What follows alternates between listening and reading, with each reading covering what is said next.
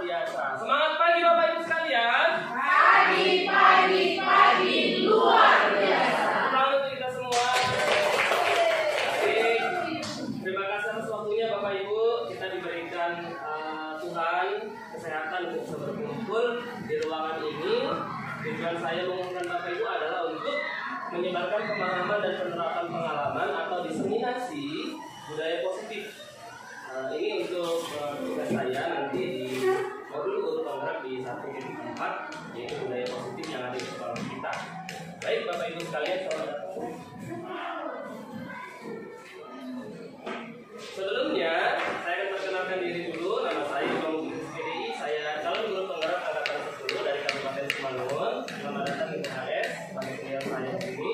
Kemudian fasilitator saya adalah Ibu Tridana Pasafia, SPD dia kepala sekolah ya di SMP Negeri 1 Torgamba di daerah Labuan Batu Selatan. Kemudian pengajar praktik saya adalah Ibu Nina Herdiana Sender SPD. Jadi tujuan saya tadi silakan duduk. Jadi Bapak Ibu sekalian, di sini saya akan mempresentasikan tentang konsep inti budaya positif ya. Jadi di konsep inti budaya positif itu ada perubahan paradigma belajar, kemudian ada disiplin positif, lalu ada nilai-nilai kebajikan atau kebaikan, kemudian ada kebutuhan dasar manusia, lalu ada motivasi perilaku manusia, posisi kontrol guru, kemudian keyakinan kelas, dan ketiga restitusi. Kita akan bahas satu persatu nantinya. Oleh karena itu saya butuh dukungan dan semangat dari Bapak Ibu sekalian. Yuk, kalau saya katakan tepuk satu, maka tepuk satu. Bisa? Oke, Ibu tepuk satu, tepuk dua kali, tepuk tiga. Untuk menumbuhkan semangat kita dan konsentrasi kita. Terima kasih. Selanjutnya, yuk kita bahas satu-satu. Yang pertama adalah pembelajaran dengan paradigma baru. Sebenarnya kalau dikatakan pembelajaran, kita semua sudah paham lah bagaimana, karena kita adalah seorang pendidikan begitu. Namun seiring berjalannya waktu pasti ada perubahan di sana sini yang seperti kita alami, yang seperti juga kita buat di sekolah kita sesuai dengan kurikulum yang terbaru, yang up to date. Yang terakhir ini adalah kurikulum nasional menggantikan kurikulum merdeka nantinya, kan gitu. Sebenarnya konsepnya sama. Baik, pembelajaran dengan paradigma baru itu merupakan pembelajaran yang dirancang berdasarkan prinsip pembelajaran berdiferensiasi sehingga para peserta didik belajar sesuai dengan kebutuhannya. Jadi kita tidak lagi pembelajarannya itu teacher center atau dalam artian gurulah sebagai pusat ilmunya. Jadi di sini guru posisinya adalah sebagai motivator, sebagai fasilitator yang memfasilitasi para siswa untuk belajar. Tidak lagi kayak dulu lagi lah kita buat. Makanya kalau sekarang kan banyak itu gaya-gaya belajar atau motivasi belajar yang berbeda-beda. Contoh, posisi tempat duduknya nggak kayak dari zaman kolonial dulu sampai sekarang ya kita masih begitu saja. Harus ada pembaharuan di sana sini. Misalnya kalau Bapak Ibu wali kelas, Bapak Ibu bisa menerapkan posisi tempat duduk yang berbeda. Contohnya bentuk lingkaran, contohnya bentuk seperti model presentasi atau bentuk U dan lain sebagainya. Supaya apa? Ada pembaruan dan ada refreshing di dalam kelas itu. Dalam artian mereka bisa bertukar pemikiran dengan teman sebelahnya, bisa bertukar teman, tidak hanya itu saja. Itulah tujuannya tadi. Jadi pembelajaran paradigma baru ini berorientasi pada penguatan kompetensi dan pengembangan karakter yang sesuai dengan dimensi profil pelajar Pancasila. Bapak Ibu sekalian sudah tahu profil pelajar Pancasila? Sudah, dan pasti sudah pernah dinyanyikan kan? Siapa yang sudah hafal nyanyinya? Oke, kalau seperti itu Bu Yanti ya, Bu Yedi hafal ini lagunya, lebih semangat kayaknya. Ayo Bu Yedi, bisa bantu saya? Ayo sama-sama ya Bapak Ibu. Belajar Pancasila 1, 2, 3, ya. Belajar Pancasila, beriman dan bertakwa pada Tuhan yang Esa dan berakhlak mulia, berkebinekaan global, gotong royong mandiri, kreatif dan bernalar kritis. Nah, jadi profil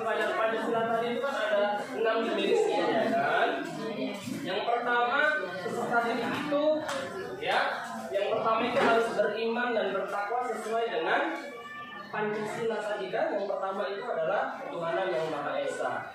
Kita diajarkan untuk memiliki agama, Bapak Ibu. Jadi peserta didik juga harus seperti itu, harus meyakini agama yang diyakininya. Berarti dalam artian kita harus khusyuk, kita harus tertib, kita harus mau, kita harus ikut. Untuk apa? Untuk agamanya tadi. Supaya apa? Kita terarah. Jadi si peserta didik tadi akan terarah hidupnya apabila memiliki agama. Kemudian berakhlak mulia. Ya, selanjutnya berkebinekaan global. Kemudian juga gotong royong. Konsep kita kalau di Simalungun ini marharon bolon namanya kan gitu ya, yang digalakkan oleh bupati kita sekarang. Kemudian kreatif. Jadi kita guru ini kalau bisa menuntun siswa kita itu supaya kreatif. Bapak Ibu sudah menerapkannya di dalam kelas. Bapak Ibu sudah sangat luar biasa sekali membuat contohnya bikin suatu karya dari barang-barang bekas, membuat suatu hasil lah kita bisa kita tampilkan kepada siswa lain ataupun kepada guru-guru lain di sini. Kemudian juga harus bernalar kritis. Jadi Bapak Ibu kita harus membangun siswa tadi supaya bernalar kritis, tanggap gitu dianya. Jadi nggak diam-diam saja. Di dalam kelas itu kita harus aktif lah ya. Dalam arti guru ini sebagai fasilitator harus aktif pada para siswa tadi. Kemudian yang terakhir adalah mandiri. Kita lanjutkan ya Bapak Ibu. Filosofi menuntun menurut Ki Hajar Dewantara itu adalah menuntun bukan sekedar transfer pengetahuan, tetapi lebih pada membentuk karakter dan membantu murid mengembangkan potensi maksimal mereka. Jadi di samping kita memberikan ilmu, kita juga harus memperhatikan sisi karakter mereka. Kita harus bangun karakter-karakter yang baik dari siswa itu agar tercipta tadi dari dimensi profil pelajar Pancasilanya.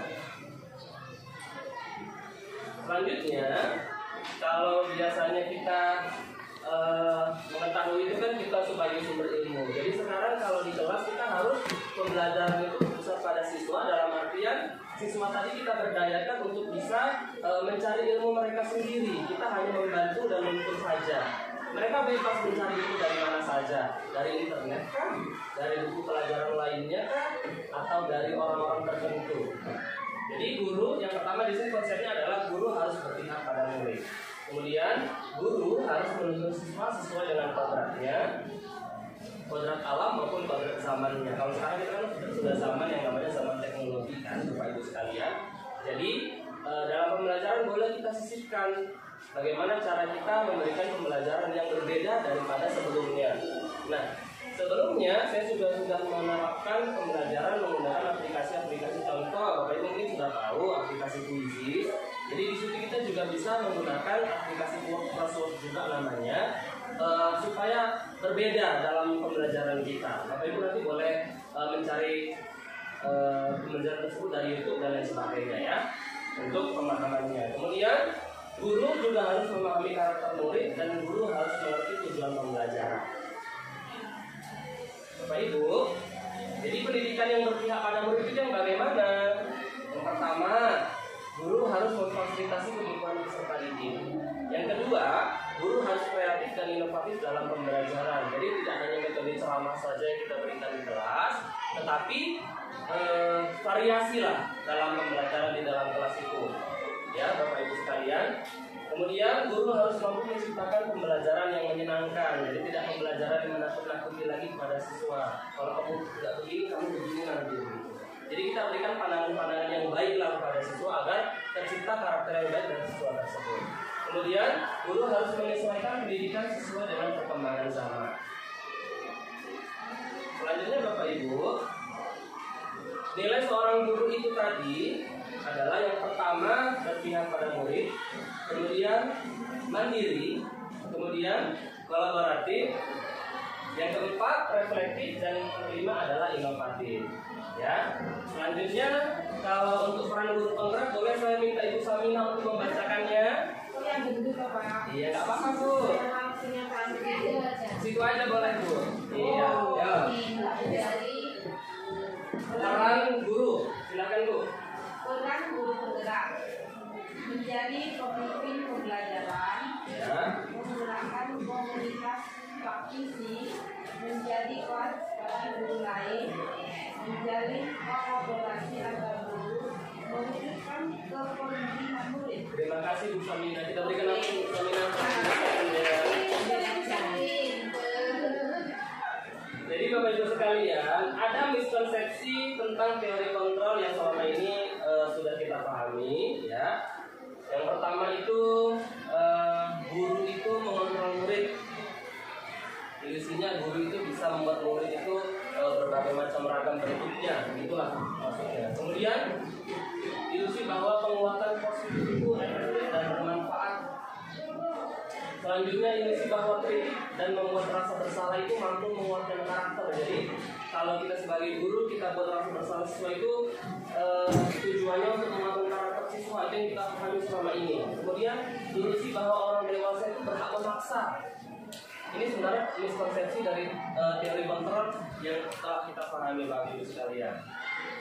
Jadi tujuannya adalah kita harus merubah paradigma stimulus respon tadi itu ke pendekatan teori kontrol Bapak Ibu.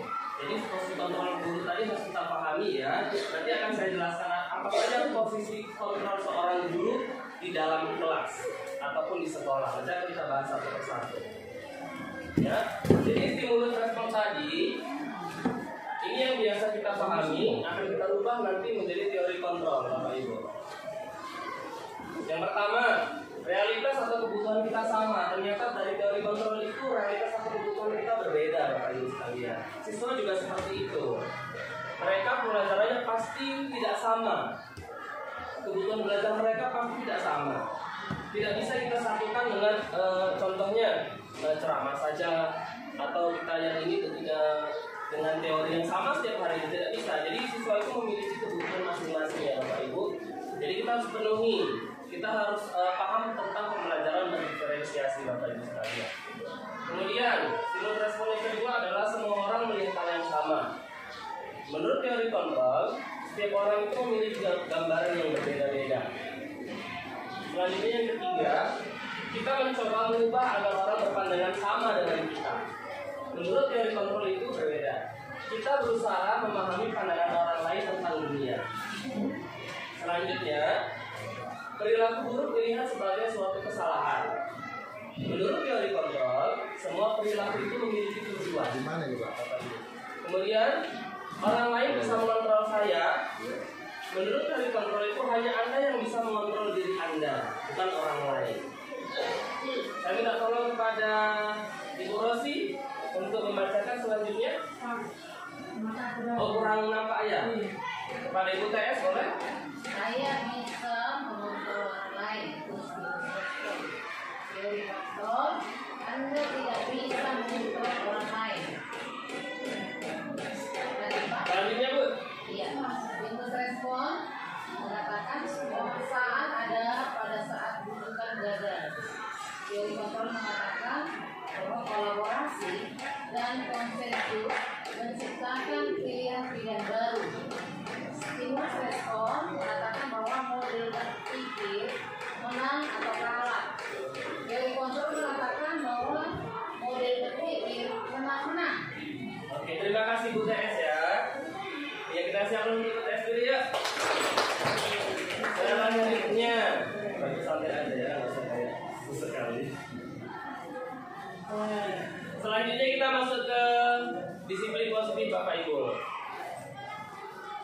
Disiplin positif, dari pertama kita bahas dulu makna dari disiplin. Silakan Ibu Mesa kalau bisa membacakan disiplin itu apa sih? Makna disiplin adalah kata disiplin sendiri berasal dari kata lain disiplin, artinya latihan atau pendidikan dalam pengembangan hakikat spiritualitas dan kepribadian. Disiplin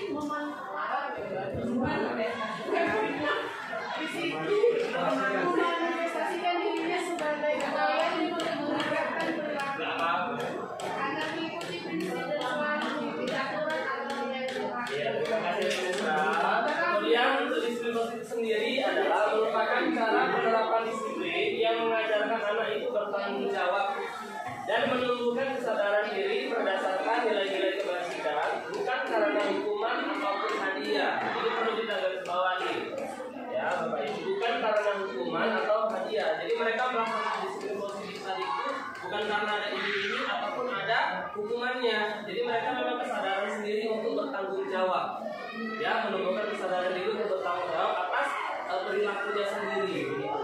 Jadi sebagai seorang pendidik, tujuan kita adalah menciptakan peserta didik yang memiliki disiplin diri sehingga mereka akan berperilaku yang mengacu pada nilai-nilai kebajikan dan memiliki motivasi intrinsik dalam perubahan untuk perilaku ke arah yang lebih baik lagi. Jadi tujuannya tadi itu mengubah dirinya. Kalau mungkin sikapnya masih belum baik, maka dengan adanya disiplin positif tadi kita akan berubah. Kita akan menuntut mereka, kita akan mencari kebutuhan mereka agar apa? Agar sikap peserta didik tadi itu berubah menjadi ke arah yang lebih baik lagi sesuai dengan yang kita cita-citakan. Jadi sesuai dengan nilai-nilai kebajikan itu adalah nilai-nilai kebajikan adalah nilai yang disepakati bersama lepas dari suku bangsa, agama, bahasa maupun latar belakangnya. Jadi contoh nilai kebajikan itu pertama tadi ini sudah sesuai dengan pelajaran Pancasila ya Bapak Ibu sekalian. Beriman itu salah satu bagian daripada nilai-nilai kebajikan. Kemudian berkebinekaan global juga salah satu bagian daripada nilai-nilai kebajikan. Bergotong royong juga sama. Mandiri, kreatif, bernalar kritis. Ada juga keadilan, keselamatan, tanggung jawab, kejujuran, rasa syukur, lurus hati, berprinsip, integritas, kasih sayang. Ini kan nilai-nilai kebaikan itu yang bisa kita munculkan kepada diri seorang siswa tadi. Kemudian ada keterampilan hidup, dari mulai berpikir kritis, mampu memecahkan masalah, kolaborasi, koordinasi, public speaking, komunikasi, manajemen dan lain sebagainya. Ini adalah contoh dari nilai-nilai kebajikan yang bisa kita terapkan kepada peserta didik kita nanti. Ya, Bapak Ibu. Selanjutnya adalah kebutuhan dasar manusia. Kebutuhan dasar manusia adalah segala sesuatu yang kita lakukan untuk mendapatkan apa yang kita inginkan. Kita butuh, ya Bapak Ibu. Seluruh tindakan yang kita lakukan itu memiliki tujuan dan maksud tertentu, dan semua usaha terbaik yang kita lakukan adalah dalam rangka agar kebutuhan dasar kita terpenuhi dengan baik. Itu adalah pengertian daripada kebutuhan dasar manusia. Jadi ada apa saja kebutuhan dasar manusia itu? Kita bahas satu persatu ya. Silakan. Saya minta tolong kepada Ibu Elef lah dulu. Boleh. Ada 5 kebutuhan dasar manusia, Ibu. Yang pertama, silakan. Yang pertama yaitu bertahan hidup. Ya, yang pertama adalah bertahan hidup. Yang kedua, Kasih sayang. kasih sayang. Kebebasan. Ya. Yang keempat kesemangat. Dan yang kelima penguasaan. Baik, itu adalah kebutuhan dasar manusia, Bapak Ibu sekalian. Yang pertama adalah bertahan hidup. Itu sudah pasti. Yang kedua, membutuhkan kasih sayang. Yang ketiga, adanya kebebasan. Nggak suka diatur-atur lah itu. Ada namanya kebebasan ya, Bapak Ibu sekalian. Kemudian kesenangan. Kemudian penguasaan. Ini adalah kebutuhan dasar manusia. Kemudian kalau untuk motivasi perilaku manusianya tadi adalah yang pertama untuk menghindari ketidaknyamanan atau hukuman, kemudian untuk mendapatkan imbalan atau penghargaan dari orang lain, kemudian yang ketiga untuk menjadi orang yang mereka inginkan dan menghargai diri sendiri dengan nilai-nilai yang mereka percaya. Ini akan menuju ke segitiga restitusi Bapak Ibu. Bagaimana cara kita menyikapi suatu masalah ataupun menyelesaikan sebuah permasalahan. Ya. Jadi di sini yang perlu kita pahami adalah adanya perbedaan antara hukuman, konsekuensi, dan restitusi. Sekali lagi saya ulangi, ada perbedaan antara hukuman, konsekuensi, dan restitusi. Sebagai guru kita di mana sih? Kita sedang menerapkan yang mana dari ketiga ini? Apakah kita selama ini sudah menerapkan hukuman saja kepada siswa? Atau kita menerapkan konsekuensi saja kepada mereka? Atau kita sudah menerapkan restitusi tapi belum sepenuhnya? Nah, karena nanti akan kita pelajari satu persatu. Jadi kalau hukuman itu biasanya adalah tidak terencana, tiba-tiba. Murid tidak tahu apa yang akan terjadi. Kemudian bersifat satu arah saja. Selanjutnya berupa hukuman fisik ataupun psikis. Bapak Ibu, pernah nggak sih kita menghukum siswa? Iya, sering ya, ataupun pernah lah ya, nggak kalah sering mungkin pernah lah gitu. Dasar apa kita menghukum mereka? Mungkin karena tidak mengerjakan, ya, karena tidak disiplin, karena tidak mengerjakan PR, karena mengganggu temannya, karena berkelahi, karena terlambat. Kemudian apa yang kita lakukan kepada mereka kalau mereka melanggar peraturan yang telah kita buat biasanya? Nah, itu dianya. Terkadang kita sebagai guru mungkin juga terbawa dari suasana rumah, mungkin sampai di sekolah kita mungkin belum siap sepenuhnya untuk mereka, dan akhirnya terlampiaskanlah kepada peserta didik itu tadi, gitu kan? Jadi yang kita berikan adalah selalu mungkin hukuman kepada mereka. Jadi murid tadi ini kan pasti ada penyebab ataupun ada alasannya dia berbuat seperti itu, kan begitu. Jadi kita memang sebagai guru perlulah lagi diluaskan kesabarannya untuk bagaimana cara menyelesaikan sebuah masalah Bapak Ibu sekalian di sini. Kemudian konsekuensi. Yang pertama itu terencana disepakati, ini contohnya kayak seperti peraturan di dalam kelas lah ini contohnya. Misalnya jika membuang sampah denda misalnya kan gitu kan, itu sudah disepakati gitu. Ada konsekuensi juga gitu loh. Jika nanti ketidur dicatat misalnya, atau apa lagi? Jika berkelahi dengan teman nanti akan masuk BP atau apa dan sebagainya, itu kan sudah termasuk konsekuensi untuk mereka. Ada perencana disepakati. Kemudian murid itu tetap dibuat tidak nyaman, dan selanjutnya itu sikap guru selalu memonitor murid. Nah itu dianya. Itu konsekuensi Bapak Ibu. Nah selanjutnya kalau restitusi beda lagi. Restitusi itu apa? Jadi restitusi adalah proses menciptakan kondisi bagi murid untuk memperbaiki kesalahan mereka. Nanti akan kita bahas restitusi. Kemudian Bisa bertanya. boleh dulu silakan. Dari yang ketiga itu mana yang baik? Oke, baik. Saya jelaskan dulu ya, Bu. Kemudian yang kedua itu proses kolaboratif yang mengajarkan guru untuk mencari solusi sendiri. Nah, Bapak Ibu sekalian, yang terbaik dari yang tiga ini dalam menyelesaikan sebuah masalah itu yang seharusnya adalah kita menerapkan restitusi. Begitu. Yang sebenarnya begitu sesuai dengan kurikulum yang terbaru sekarang ini. Jadi kita harus menerapkan restitusi kepada mereka. Kita ajak mereka diskusi, kita ajak mereka komunikasi. Itulah langkah awalnya. Nanti di restitusi akan saya jelaskan. Jadi ada namanya segitiga restitusi. Jadi jika murid tadi bermasalah atau mereka bersalah, maka kita menyelesaikannya dengan segitiga restitusi ini. Yang pertama itu nanti ada namanya menstabilkan identitas. Yang kedua nanti ada memvalidasi tindakan yang salah. Selanjutnya nanti akan kita tanyakan keyakinan. Itulah segitiga restitusi namanya Bapak Ibu. Nanti akan kita bahas satu-satu. Ya. Selanjutnya di sini inilah posisi kontrol seorang guru dalam restitusi. Bapak Ibu kira-kira di posisi yang mana? Ya. Mungkin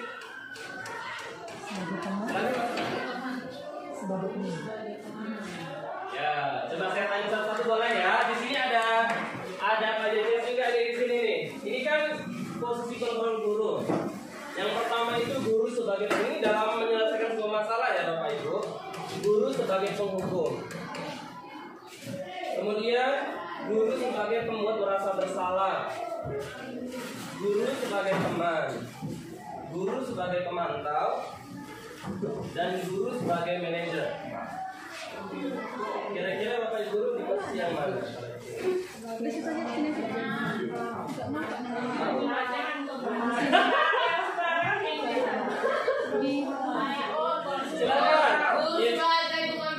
Sebagai pemantau, Ibu Enes. Saya rasa yang sebagai yang kelima itu saya berperan semua. Oh, berperan semua ya. Kadang-kadang jadi penghukum, kadang-kadang jadi teman. Tapi bisa juga sebagai pembuat. Oh gitu ya. Kayak gitu ya. Sebenarnya dari kelima ini yang terbaik itu adalah guru sebagai manajer Bapak Ibu. Ini yang terbaiknya. Inilah yang terbaiknya tadi. Memang kita sebagai manusia ya tidak luput dari salah juga kan gitu. Bisa aja kita mungkin di satu sisi ya mungkin kita jadi teman, satu sisi kita jadi penantang, satu sisi kita mungkin jadi pembuat merasa bersalah sama siswa, atau kita menghukum, atau mungkin nanti kembali lagi kita mungkin lagi moodnya bagus kita sebagai manajer kan gitu ya. Jadi intinya semampu kita lah untuk bisa menciptakan bagaimana kita menyelesaikan permasalahan siswa tadi itu dengan sebaik-baiknya Bapak Ibu. Ya Bapak Ibu sekalian, jangan sampai nanti gara-gara hukuman yang kita buat tadi menjadi sambut bagi diri siswa tadi menjadi apa namanya? Iya benar, semua menjadi tertekan dan akhirnya mereka tidak mengerti yang baik itu bagaimana sih. Ya. Berapa menit kan?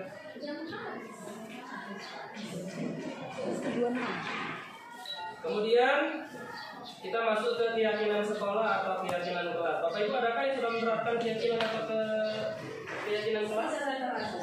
Bapak Ibu yang mulai kelas lah terutama. Ada yang menerapkan keyakinan kelas ya? Sudah. Setelah dibuat, kadang Pak bisa ditaati. Baik. Apa bedanya peraturan dengan keyakinan Bapak Ibu? Ya, kalau peraturan sekolah itu ya. Jadi perbedaan antara peraturan dengan keyakinan yang pertama. Kalau peraturan biasanya kita di situ yang terlalu banyak memberikan aturan. Kalau keyakinan itu kesepakatan kita dengan mereka. Ya, kesepakatan kita dengan mereka membuat kita bagaimana di kelas ini. Misalnya, yang pertama, apa contoh peraturan yang bisa kita buat? Kalau di dalam kelas, jangan terlambat masuk kelas, itu kan? Kemudian yang kita akan kita rubah menjadi kalimat positif. Datang tepat waktu. Jadi dari yang negatif tadi supaya mereka tidak berpikir negatif terus gitu kan, jangan terlambat masuk kelas. Jadi mereka ingat jangan terlambat. Jadi kalau misalnya kita rubah ke positif tadi, mereka kan ingat oh iya datang tepat waktu gitu. Itulah yang setelah dari peraturan tadi, dari mulai jangan buang sampah sembarangan, misalnya gitu kan, sepakat ya nak, jangan buang sampah sembarangan, ya gitu kan. Kita rubah jadi kalimat positifnya, buang sampah di tempat sampah atau pada tempatnya. Itu akan menjadi keyakinan kelas kita. Apa keyakinan kelasnya? Menjaga kebersihan kelas. Jadi begitu Bapak Ibu. Jadi kalau misalnya keyakinan kelasnya masih ada kata-kata jangan atau kata-kata tidak, maka rubah dulu lah menjadi kalimat positif terlebih dahulu. Iya benar. Jadi itu masih dalam tahap peraturan Bapak Ibu. Jadi ada tiga tahapan. Yang pertama tadi kan masih peraturan. Kemudian akan diubah menjadi kalimat positif. Lalu dari kalimat positif tadi akan diubah menjadi disiplin atau keyakinan kelas tadi. Jadi contohnya tadi yang pertama tadi kan jangan buang sampah sembarangan. Setuju anak-anak? Setuju. Oke. Sekarang kita rubah jadi kalimat positifnya. Buanglah sampah pada tempatnya. Setelah semua setuju, kita rubah menjadi keyakinan kelas kita, yaitu menjaga kebersihan kelas. Jadi mereka ingat oh jangan kebersihan kelasnya gitu. Pak, tapi kan itu kalau dia menurut ini mahasiswa berarti ada membuang sampah sembarangan. Iya benar. Jadi intinya kita di sini akan mengubah yang negasi atau negatif tadi menjadi kalimat positif dulu, Bu. Jadi itu yang akan diingat oleh mereka. Jadi yang negatif itu tidak akan mereka ingat lagi. Yang ingat adalah positifnya saja. Menjaga kebersihan kelas. Begitu dia. Misal lagi jangan mengganggu teman saat belajar atau dilarang mengganggu teman saat belajar. Kita rubah kalimat positifnya.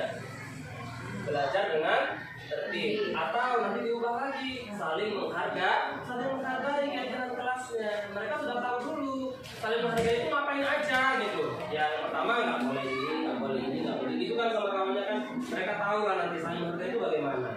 Jadi nanti kalau yang sudah buat keyakinan kelas boleh untuk di semester baru ini begitulah caranya nanti dengan siswanya. Ya Bapak Ibu sekalian. Pak, tapi kalau misalnya yang kita buat Iya. ternyata itu tidak dilaksanakan, bagaimana lagi saya? Jadi keyakinan kelas itu kan tidak bersifat seterusnya sampai satu. Bisa berubah-ubah setiap waktunya atau ada kita evaluasi lah. Misalnya dalam 3 bulan ini bagaimana kita keyakinan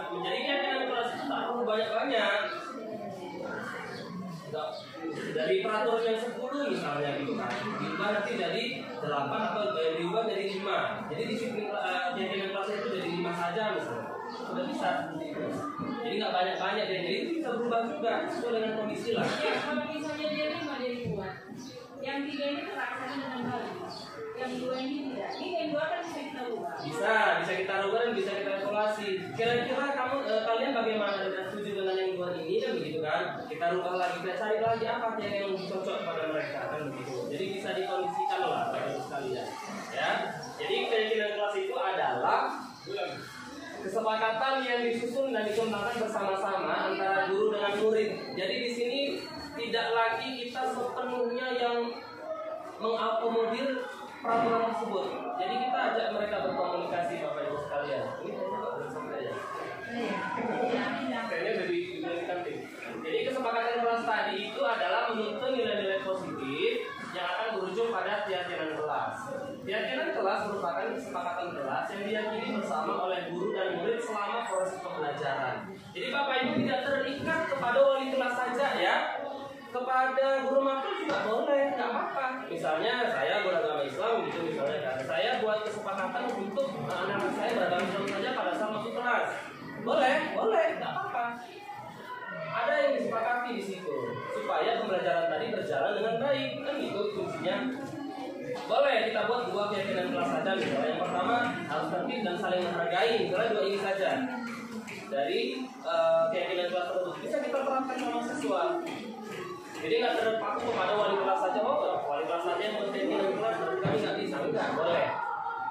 Ya Bapak Ibu sekalian. Jadi Pak di sekolah itu, misalnya kan guru ini banyak, bisa kita membuat kesepakatan guru supaya guru. Kalau kesepakatan Kan bertanya. boleh. Ya kan jangan untuk bayar dulu. Nggak salah. Jadi gini Bapak Ibu sekalian, kalau siswa kan kita buat. Iya benar. Benar Bapak Ibu sekalian. Jadi kalau siswa kan kita buat keyakinan kelas. Jadi kalau guru mau buat apa? Keyakinan guru, maka harus dikomunikasikan dengan siapa? Dengan kepala sekolah tentunya. Perlu. Kenapa? Itu biasanya di awal pembelajaran lah.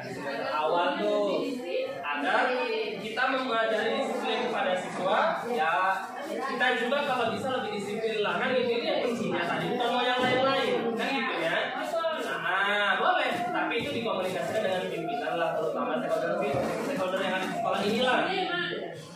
Kepala sekolah, wakasek, kemudian kepada pengawas mungkin kita undang, kan nggak boleh. Pada komite sekolah, orang tua murid itu perlu. Kenapa? Untuk pengembangan di sekolah kita sendiri ini kok, bukan yang lain-lain. Bapak Ibu kita lanjut ya. Bapak Ibu sebelum kita lanjutkan ke segitiga sekitar saya tentunya ice breaking lah dulu biar lebih semangat. Saya ice breakingnya pertanyaan lah. Ya, clue-nya adalah perhatikan pertanyaan. Saya ulang sekali lagi, clue-nya adalah perhatikan pertanyaan. Saya contohkan ya. Ada berapa nyamuk yang mati? 3. Ayo. 3. Anak-anak lah Bapak Ibu. Boleh silakan. 3. Masih salah Bapak Ibu. 5. Oke, yang benar adalah 5. Nanti kita jawab. Clue-nya adalah perhatikan pertanyaan. Oke. Berapa nyamuk? 3. Berapa nyamuk? Ulang ya. Ulang. Oke. Sepakati, fokus. Clue-nya adalah perhatikan pertanyaan. Hap. Ada berapa nyamuk? 3. Ada berapa nyamuk? 3. Yang jawab 5. Ayo. Ada jawaban lain? 3. Ya, jawaban yang benar adalah 3. Semakin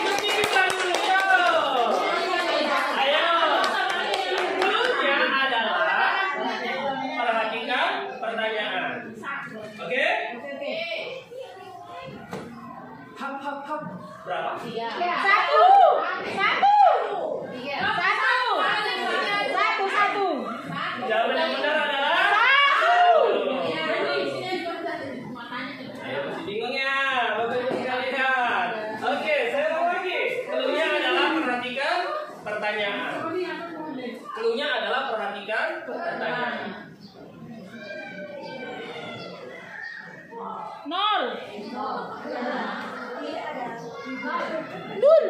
Ya, jawaban yang benar itu 0 atau tidak? Tidak ada. Kok bisa? Cluenya adalah perhatikan pertanyaan. Yang pertama tadi. Ada berapa nyamuk yang mati? 5. Tadi cluenya apa? Perhatikan pertanyaan, bukan tangan saya. Bisa Bapak Ibu? Bisa. Kita dalam kelas lah bersama siswanya. Yang diperhatikan adalah pertanyaannya. Lagi contohnya saya tadi begini. Hap-hap gitu kan? Ada berapa nyamuk? Ada berapa nyamuk? Bukan tangan saya. Pertanyaan saya. Tangan ini hanya sebagai manipulasi. Oke, misalnya saya buat begini nih. Ada berapa? 2. Jadi pertanyaan saya bukan tangan saya. Bisa Bapak Ibu? Kita kasih tepuk tangan dulu semuanya. Oke, jangan buka putus nih. Kita lanjutkan. Nanti akan saya kasih lagi. Kita lanjutkan. Oh, boleh. Boleh. Nanti kita sambungkan lagi ya Bapak Ibu. Boleh lah. Dulu.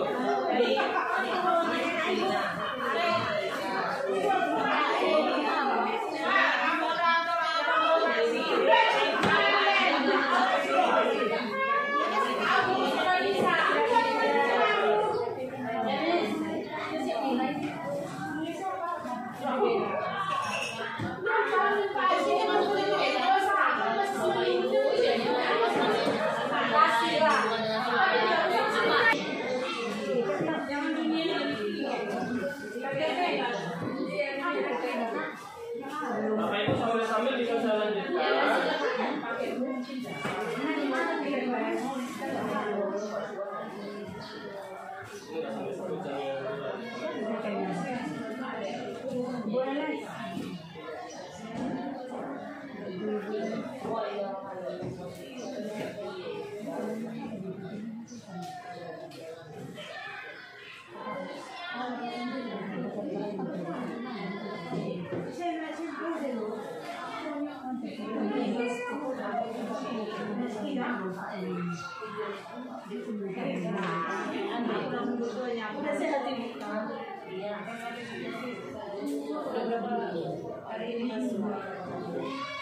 Bapak Ibu kita lanjutkan.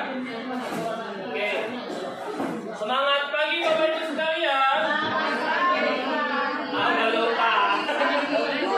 Oke, kita ulang semangat pagi Bapak Ibu sekalian. Pagi luar biasa. Oke, terima kasih. Sebelum kita lanjutkan, saya punya satu lagi speaking yang bisa kita sama-sama ikuti. Jadi cluenya adalah, ini sambil-sambil ya Bapak Ibu.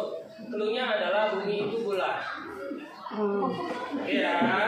Kalau tadi cluenya perhatikan pertanyaan, maka sekarang cluenya adalah bumi itu bola. Baik. Sekarang saya kasih pertanyaannya. Konsentrasi ya Bapak Ibu.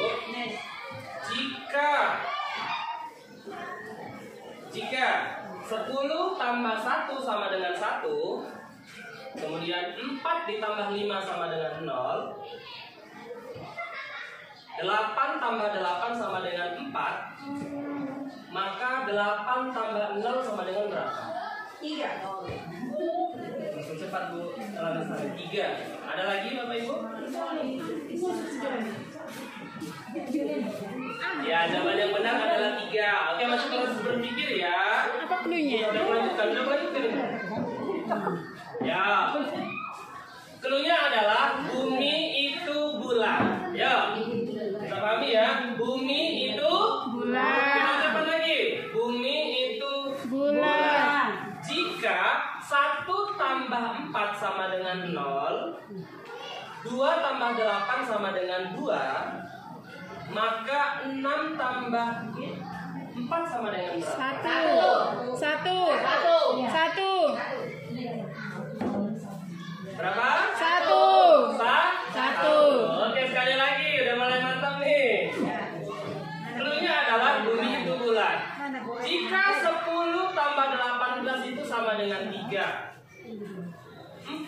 tambah 6 tambah 8 itu sama dengan 3. Maka 10 tambah 8 tambah 8 sama dengan berapa? 5.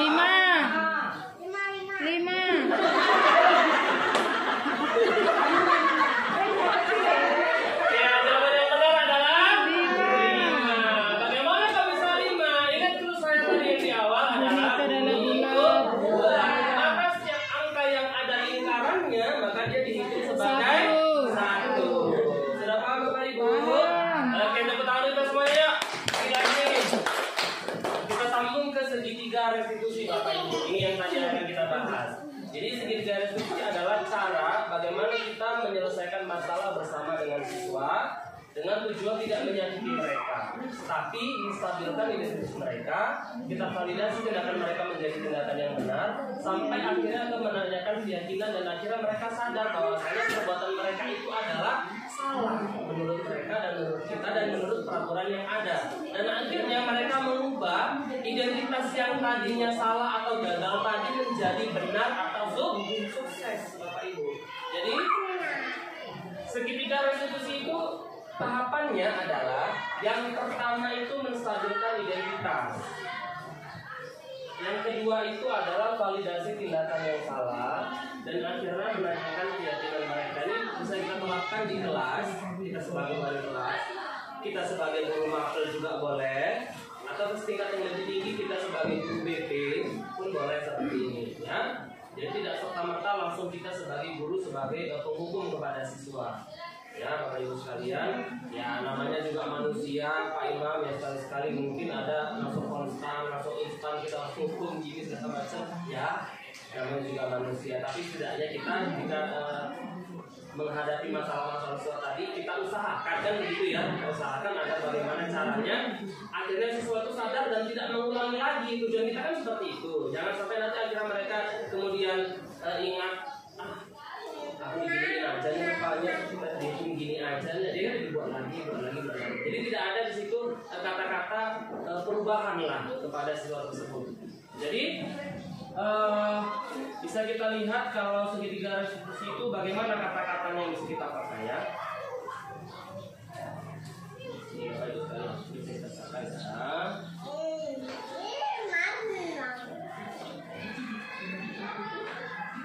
Ini ada tahapannya.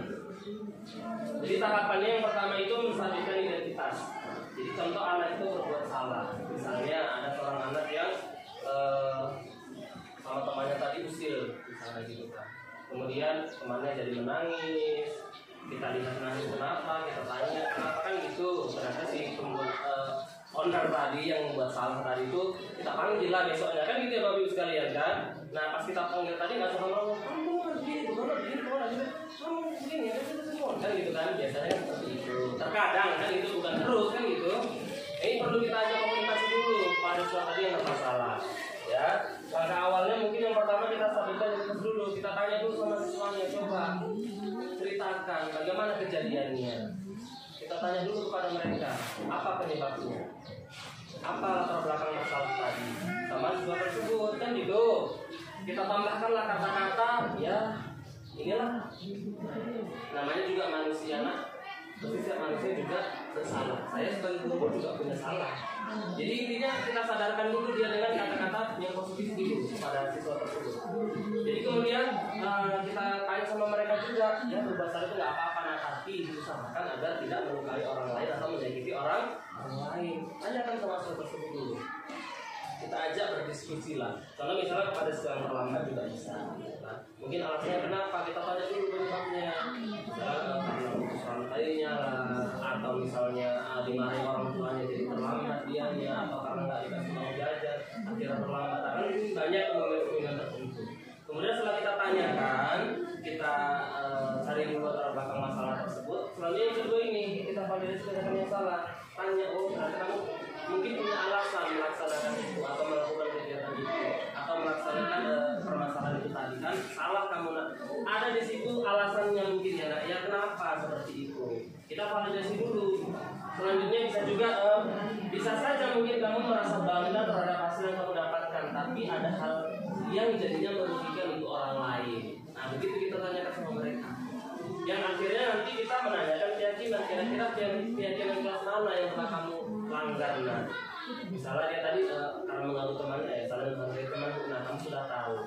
Untuk kedepannya kamu tidak boleh seperti itu ya nak ya. Kamu harus menerapkan keyakinan kelas yang telah kita sepakati di dalam kelas. Kan begitu, supaya nanti tidak diulang lagi. Itu dulu tahapannya Bapak Ibu sekalian. Nah, keyakinan kelas apa yang mungkin perlu kamu tunjukkan? Ini ada kata-kata di situ untuk meyakinkan mereka kita untuk rubah dari perbuatan yang tadi negatif tadi, rubah menjadi perbuatan yang positif kepada Bapak Ibu sekalian. Jadi untuk sesi ini sepertinya sudah cukup.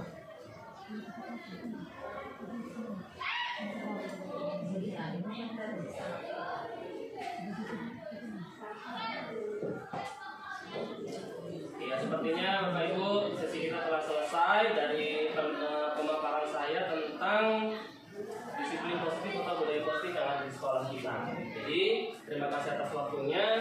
Jika ada pertanyaan, boleh nanti disampaikan. Saya kira dengan Assalamualaikum warahmatullahi wabarakatuh.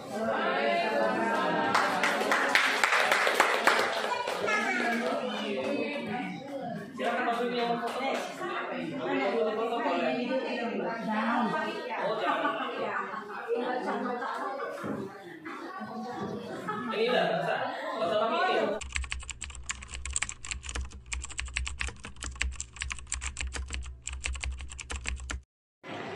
Assalamualaikum warahmatullahi wabarakatuh. Waalaikumsalam warahmatullahi wabarakatuh. Apa kabar anak-anak semuanya, sehat? Alhamdulillah sehat. Ayo, kalau saya katakan tepuk semangat, bisa? Gimana kalau tepuk semangat sama-sama? Tepuk semangat. Semangat. Bisa? Kita ulang sekali lagi. Tepuk semangat. Semangat. Pertama kita semuanya. Baik. Oke, cukup. Kali ini Bapak akan bersama dengan kalian untuk di kelas ini kita akan membuat yang namanya keyakinan kelas. Siapa yang sudah tahu keyakinan kelas? Ada yang sudah tahu? Coba siapa yang bisa kasih gambaran apa itu keyakinan kelas? Apa sih kita? Kesepakatan bersama? Oke, bagus, boleh. Apa lagi? Peraturan? Oke, peraturan. Jadi hampir benar ya. Namun kalau disiplin positif dari keyakinan kelas itu sendiri adalah keyakinan kelas itu adalah kesepakatan yang diyakini oleh saya dan kalian untuk penerapan disiplin positif di kelas yang akan kita jalani bersama-sama nanti sampai kita selesai pembelajaran. Jadi anak-anak sekalian, kita akan buat kesepakatan kelas kita atau keyakinan kelas kita berawal daripada peraturan-peraturan. Peraturan-peraturan itu pasti bersifat baik ya, ya kan? Kalau peraturan kan harus bersifat yang baik-baik. Kira-kira apa yang mau kita buat untuk peraturan di kelas kita dulu? Setelah dari peraturan kelas kita akan buat ke kalimat positif-positifnya, kemudian setelah itu baru ke keyakinan kelasnya. Sekarang kita akan buat dulu peraturannya, tahapan yang pertama. Sudah? Baik, kita akan buat dulu ya peraturan.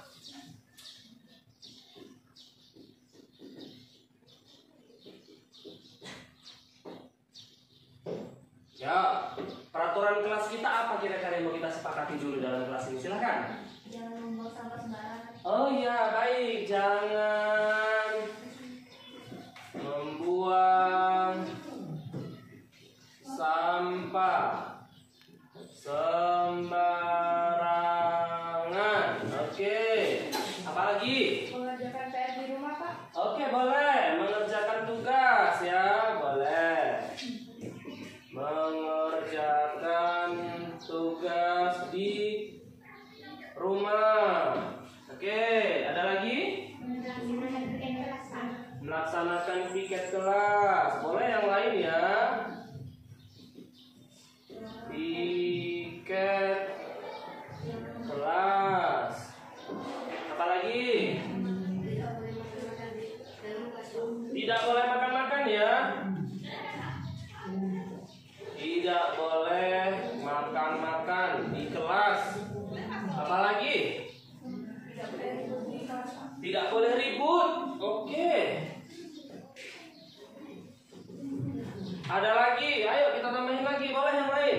Memakai seragam lengkap, Pak. Memakai seragam lengkap.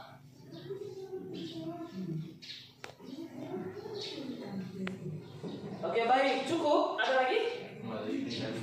Kenapa? Mematuhi perintah guru. Mematuhi perintah guru. Ada lagi? Tidak memakai aksesoris tambahan, Pak. Tidak memakai aksesoris. Iya ya, jadi aksesorisnya boleh dipakai di rumah saja atau pada saat ke pesta. Nah, boleh ya. Tidak memakai aksesoris. Ya. Oke, dari ke-8 ini kita akan buat menjadi, kita ubah ada di sini kalimat-kalimat jangan atau tidak. Maka akan kita ubah menjadi kalimat positif supaya kalian tidak ingat jangan begini, jangan begini. Ingatnya adalah kalimat-kalimat yang positif ya. Kita ubah ya menjadi kalimat positifnya ya. Kalimat positif. Yang pertama, jangan membuang sampah sembarangan. Kira-kira kalimat positifnya bagaimana? Benar, membuang sampah pada tempatnya. Oke, bagus. Membuang sampah pada tempatnya. Yang kedua, mengerjakan tugas di rumah. Udah pas ya? Tidak ada yang dirubah ya? Oke, cukup. Nomor 3, melaksanakan piket kelas. Sudah ya? Tepat ya? Tidak boleh makan-makan di kelas. Diganti jadi apa ini? Kalimat positifnya bagaimana? Tertib saat belajar, kan? Tertib saat belajar ataupun di kelas. Nomor 5, tidak boleh ribut. Diam saat guru. Iya, diam saat guru menerangkan pelajaran. 6, memakai seragam lengkap tak perlu lagi ya, sudah benar. Mematuhi perintah guru juga sudah benar. Tidak memakai aksesoris. Berarti apa itu kalau misalnya tidak memakai aksesoris? Ya hampir sama seperti ini ya. Memakai seragam lengkap itu tadi ya. Tidak memakai aksesoris tambahan. Kira-kira kalian posisinya bagaimana? Ayo, kalian posisinya bagaimana? Tidak memakai aksesoris tambahan berarti memakai seragam yang sesuai dengan peraturan, kan gitu. Memakai seragam sesuai peraturan. Sesuai aturan. Baik. Nah, dari kalimat positif ini tadi akan kita buat menjadi keyakinan kelas kita. Kira-kira apa yang akan kita buat untuk keyakinan kelas ini? Ini akan menjadi kesepakatan kita di dalam kelas ini. Jadi mohon setelah kita buat keyakinan kelas nanti ikuti, karena itu sudah sama-sama dari kalian juga. Kalian yang buat ini maka harus kalian juga yang menaatinya, begitu. Nanti kalau kira-kira ada temannya yang lupa, contoh dia nanti buang sampah sembarangan, maka harus kalian ingatkan. Ingat keyakinan kelas kita apa? Oh iya kan begitu. Karena kita akan menyatukan terlebih dahulu mana kata-kata yang hampir mirip. Ya, kita satukan dulu, nanti baru kita buat ke sini supaya nggak terlalu banyak ini, karena nanti kita akan bingung. Kan begitu kan? Kita akan satukan dulu mana kira-kira kalimat-kalimat yang mirip-mirip. Ya, dan yang pertama, membuang sampah pada tempatnya. Mana kira-kira yang mirip? Melaksanakan piket kelas. Berarti hampir sama kan? Sama? Oke, berarti ini dengan ini sama. Kemudian apa lagi? Apa? Tidak boleh makan, tidak boleh ribut, gitu ya? Hampir sama ya? Oke, sama ini dengan ini sama boleh. Mengerjakan tugas di rumah. berarti ini termasuk sama ke sini ya. Kemudian memakai seragam lengkap, mematuhi aturan, berarti hampir sama kayak nomor 8 nih. Nomor 6, nih nomor 7 juga hampir sama. Berarti ada 1, 2, 3, 4. Kalau membuang sampah pada tempatnya, melaksanakan piket kelas, kira-kira keyakinan kelas apa yang akan kita penuhi di situ? Menjaga kebersihan, kan itu kan, supaya indah kelasnya. Menjaga kebersihan kelas. Kita sepakati ya, menjaga kebersihan kelas. Itu dulu yang pertama. Ini kan hampir mirip dengan piket nih. Berarti keyakinan kelas kita yang pertama adalah menjaga kebersihan kelas. Yang kedua, tertib saat belajar, diam saat guru menerangkan, mengerjakan tugas di rumah. Berarti kalau itu ranahnya ke saling menghargai. Kamu menghargai saya juga menghargai kamu. Begitu juga dengan tidak boleh mengganggu teman. Itu juga termasuk ranah daripada menghargai. Berarti kita di kelas ini keyakinannya adalah saling menghargai. Siap? Oke, baik. Saling menghargai. Kemudian yang ketiga,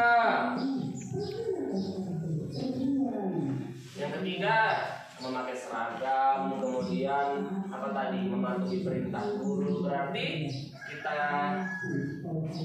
masukkan keyakinan kelas berarti taat aturan dan bertanggung jawab. Baik, keyakinan kelas kita ada 3. Apakah kita sepakat yang 3 ini? Sepakat? Baik, menjaga kebersihan kelas itu bagaimana ya kira-kira perilakunya? Yang pertama tadi buang sampah di tempat sampah. Pada saat makan jajan nanti sampahnya jangan diselip-selipkan dalam meja, atau nanti diselip-selipkan di lemari belakang sana, atau diselipkan di tas kawannya.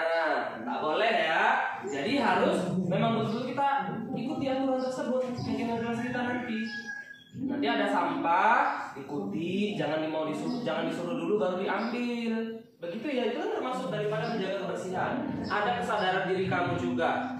Kalau misalnya ada teman yang tidak piket, ingatkan, kamu piket. Kalau misalnya temannya kesusahan, bantu. Misalnya pada saat itu yang datang cuma 2 orang yang piket, maka yang lain boleh berhak untuk membantu. Itu termasuk daripada menjaga kebersihan kelas tadi. Harus tahu dulu perilakunya. Kemudian dari saling menghargai tadi, apa contoh perilakunya? Pada saat saya mengajar nanti, kamu mendengarkan. Pada saat saya suruh berpendapat, boleh angkat tangan. Tidak boleh ribut pada saat di dalam kelas. Itulah salah satu bentuk-bentuk daripada perilaku daripada saling menghargai. Tidak mengganggu teman atau mencolok-colok teman pada saat belajar. Itu juga termasuk daripada saling menghargai. Ya. Kalau taat aturan dan bertanggung jawab tadi contohnya bagaimana? Nah, kita udah punya peraturan sekolah, maka taatilah aturan tersebut. Bagaimana cara perilakunya? Ya, baju kamu harus sesuai dengan aturan yang berlaku. Tidak boleh pakai aksesoris yang berlebihan kan? Tidak boleh bawa apa lagi? HP kan begitu kan? Terkecuali saya yang menyuruh misalnya. Misalnya kita mau belajar pakai infocus harus bawa HP misalnya gitu. Nah, itu baru boleh. Kan begitu, jadi taat aturan dan bertanggung jawab tadi, begitulah caranya perilakunya. Saat saya kasih tugas, kamu mengerjakan. Saya melakukan peran saya sebagai guru, kalian melakukan peran kalian sebagai siswa. Itulah salah satu bentuk daripada taat aturan dan bertanggung jawab. Baik, dari keyakinan kelas di sini ada yang mau ditambah atau ada yang mau dikurang? Cukup? Baik, jadi ini akan kita buat nanti dalam kita buatlah nanti jadi seperti karya. Kita buat nanti misalnya dalam bentuk karton. Nanti akan kita buat keyakinan kelas kita, lalu akan kalian tanda tangani di situ nanti bahwasanya itu sudah sepakat saya dengan kalian. Setuju? Baik, terima kasih atas waktunya. Saya akhiri dengan Assalamualaikum warahmatullahi wabarakatuh. Waalaikumsalam warahmatullahi wabarakatuh. Terima kasih telah menonton. Jangan lupa untuk subscribe, like, komen, dan share video ini jika menurut kamu bermanfaat. Assalamualaikum warahmatullahi wabarakatuh.